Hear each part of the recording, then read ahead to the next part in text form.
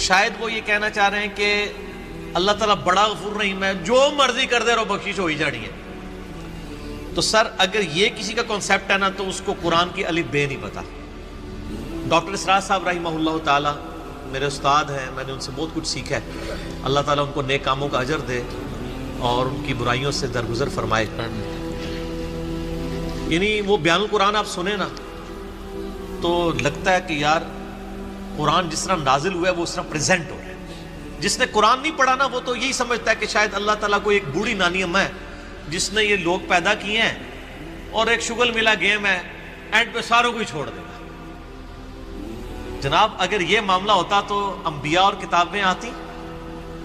امام محمد غزالی نے کیمیائے سعادت میں لکھا ہے کہ جو علماء ممبروں پہ چڑھ کے لوگوں کو یہ بتا رہے ہیں نا کہ اللہ تعالیٰ بڑا غفور الرحیم ہے اور وہ سب کو بخش دے گا چاہے جس طرح کی مرضی زندگی گزارو، وہ اصل میں یہ بتانا چاہ رہے ہیں کہ اللہ تعالیٰ کے پیغمبر جھوٹے تھے نعوذ باللہ، ان کے ساتھ جو کتابیں نازل ہوئیں، یہ اس میں جو وعیدیں آئی ہیں کہ جو نافرمان ہیں ان کو دوزخ میں جھونکا جائے گا، یہ سب کا سب جھوٹ ہے اور وہ یہ صحیح کہہ رہے ہیں. پھر امام غزالی کہتے ہیں ایسے علماء واجب القتل ہیں. میں آج کے کسی میٹھے میٹھے مبلغ کے اوپر قتل کا فتویٰ نہیں لگا رہا. امام غزالی کہہ رہے ہیں کہ جو اس قسم کی رحمت کی آیات سنا سنا کر ان کا غلط مفہوم بیان کر کے خدا سے دور کر رہے ہیں.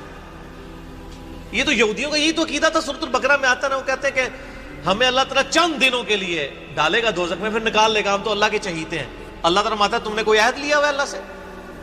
سورہ بقرہ شروع میں اسی لیے ہے کہ تم سے ایک پہلے تم سے زیادہ لاڈلی امت تھی، اس حوالے سے کہ اس میں زیادہ پیغمبر آئے، 3 کتابیں نازل ہوئیں، تورات، زبور، انجیل. لیکن جب انہوں نے ہم سے روگردانی کی تو ہم نے دیکھو اسے ضربت علیہم الذلہ والمسکنہ، ان پہ ایسی ذلت اور مسکنت آج تک طاری ہے. تو سر یہ باتیں کرنا تھانے دار والا معاملہ نہیں. قرآن کا اسلوب بھی بڑا سخت ہے، اس میں کوئی شک نہیں. اور میں اکثر بتاتا ہوں 2011 کی بات ہے، ہمارے محلے میں یہ ایک مسجد یعنی لڑکیوں کا ایک مدرسہ ہے اہل حدیث کا. وہاں پہ ایک آنٹی ہیں جو ڈاکٹر فرحت ہاشمی کی کلاس فیلو ہیں، اسٹوڈنٹ نہیں کلاس فیلو ہیں. تو رمضان میں دورہ قرآن کرواتی تھی. تو میں نے اپنی وائف کو کہا، اس وقت 3 بچے تھے ماشاءاللہ 4 ہیں، میں نے کہا میں بچے سنبھالتا ہوں، تم نہ رمضان میں پورا قرآن گو تھرو کرو. وہ صبح 9 سے لے کے 12 بجے تک ایک پارہ کور کرواتی تھی، پورے رمضان میں قرآن ختم. میں کہا تیری جدی پشتی کسی نے پورا قرآن نہیں ترجمے نال پڑھا ہونا اس طریقے نال، تو تے اللہ دی بندی پڑھ لے. اچھا جب وہ قرآن پڑھ کے مکمل ہو گیا کورس، میں نے اس کو کہا کہ تم نے کیا سیکھا؟ اس نے ایک جملے میں کنکلوڈ کیا. اس نے کہا جی مجھے جس خدا کا تعارف کروایا گیا تھا نا اس معاشرے کی طرف سے اور میرے ماں باپ کی طرف سے، وہ خدا کوئی اور ہے، اور جو خدا قرآن میں ہے نا وہ کوئی اور ہے. میں نے کہا کیا مطلب؟ اس نے کہا خدا تو بڑا ڈاڈا ہے. یہ تھانے دار اور یہ وہ اس طرح کے ٹرمز ریوائز کر رہے ہیں. آپ ذرا قرآن تو پڑھ کے دیکھیں.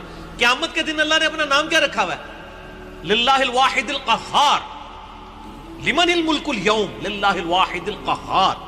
آج کے دن کس کی بادشاہت ہے؟ اس اکیلے قہار کی جو سب پہ چھایا ہوا ہے. سورۃ المومن میں آتی ہے آیت، جسے سورہ غافر بھی کہتے ہیں. پھر صحیح بخاری میں حدیث ہے، نبی صلی اللہ علیہ وآلہ وسلم ایک چوراہے سے گزرے، کچھ اصحاب جو ہیں وہ ہنس رہے تھے. آپ رک گئے. آپ نے فرمایا جو کچھ میں جانتا ہوں نا تم جانتے ہوتے تو بہت کم ہنستے، زیادہ روتے. تو نبی علیہ السلام کا تو مبارک زندگی میں تو بڑی سنجیدگی ہے.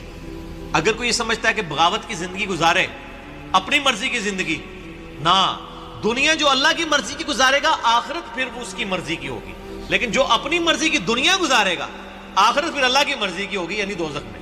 وَلِعَوْذُ بِاللَّهِ تَعَالَى اللَّهُمَّ أَجِرْنَا مِنَ النَّارِ. یہ اتنا معاملہ آسان نہیں ہے. اللہ تعالیٰ سورہ حجر میں فرماتا ہے، اعوذ باللہ من الشیطان الرجیم، نبی عبادی انی انا الغفور الرحیم.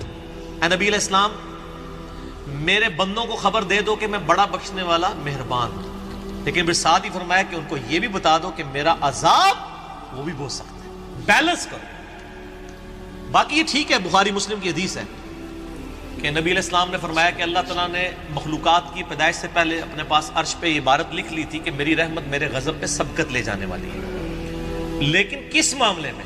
باغیوں کے لیے نہ، ان لوگوں کے لیے جو پوری ایفرٹ پٹ کریں پھر بھی ان سے معاملات سیدھے نہ ہو، اللہ کی طرف رجوع لائیں۔ قرآن میں کہیں یہ نہیں ہے کہ ڈٹ کے گناہ کرو، باغی بنے رہو، میں توبہ قبول کروں گا۔ قرآن میں ہمیشہ آیا ہے کہ آپ غلطی کر بیٹھو، اللہ کی طرف رجوع لاؤ، اس کے بعد اپنی اصلاح کرو، اللہ تعالیٰ کو بخشنے والا مہربان پاؤ۔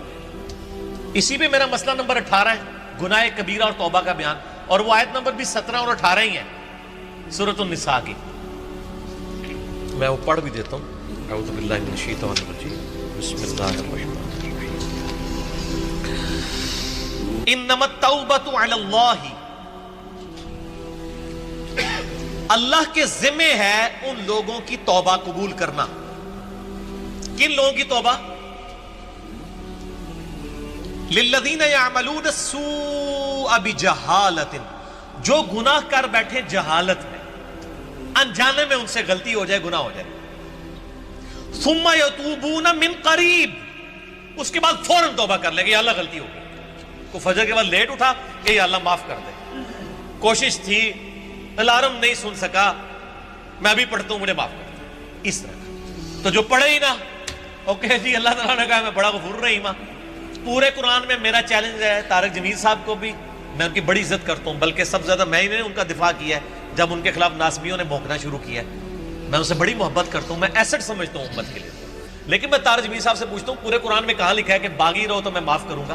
قرآن تو کہہ رہا ہے اللہ کے ذمہ ان لوگوں کی توبہ کا قبول کرنا ہے جو جہالت میں گناہ کر بیٹھے، ثم یتوبون من قریب، اس کے بعد فوراً توبہ کر لیں، فاولئک یتوب اللہ علیہم، بس ایسوں کی توبہ ہے، اللہ فرماتا ہے میرے ذمہ۔ وَكَانَ اللَّهُ عَلِيمًا حَكِيمًا، اور اللہ تعالیٰ علم والا اور حکمت والا ہے، علم ہے اس کے پاس لیکن اس کی حکمت ہے، ڈھیل دیتا ہے کہ چلو توبہ کر لیں۔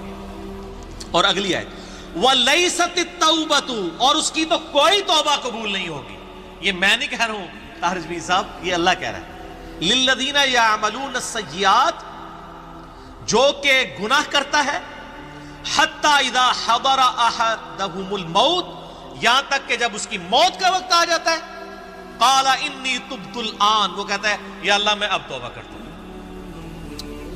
وَلَلَّذِينَ يَمُوتُونَ وَهُمْ كُفَّارٌ، اور نہ ہی ان کی توبہ قبول ہوگی جو کفر کی حالت میں مرے، یعنی وہ پہلے مسلمانوں کا ذکر ہو رہا ہے، کافروں کو اللہ نے الگ کر دیا ہے، یعنی ایسے مسلمان جو موت کے وقت توبہ کریں ان کی بھی توبہ قبول نہیں اور کافروں کی بھی نہیں۔ اولئک اعتدنا لهم عذابا الیما، ایسے لوگوں کے لیے ہم نے دردناک عذاب تیار کر رکھا ہے۔ اللہم اجرنا من النار، اللہم اجرنا من النار، اللہم اجرنا من النار، اللہم من احییتہ منا فاحیہ علی الاسلام ومن توفیتہ منا فتوفہ علی الایمان۔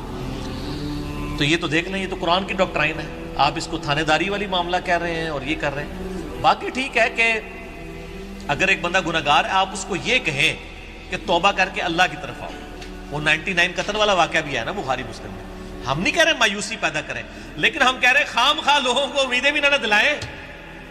اور جو سیدنا علی کا قول ہے کہ انسان سویا ہوا ہے جیسے ہی مرے گا جاگ اٹھے گا، اوہ یہ کیا ہو گیا، اے نہ ہو جائے کام نہ پا دو، ڈرانے میں ہی عافیت ہے نا۔ اور آپ کا ڈر کا غلبہ ہی ہوگا تو تب آپ گناہوں سے بچیں گے، صرف خوشخبریوں سے نہیں بچیں گے، ٹھیک ہے۔ میں آپ سے کہتا ہوں اگر دنیا میں یہ آفر کی جائے اللہ کی طرف سے کہ جو مرضی یاشی کرو عذاب کوئی نہیں ہوگا لیکن جنت نہیں ملے گی، سارے کہنے کے جنت ہی کئی لوڑ آتی جنت بنا لینا، پریکٹیکل چیک کر لیں۔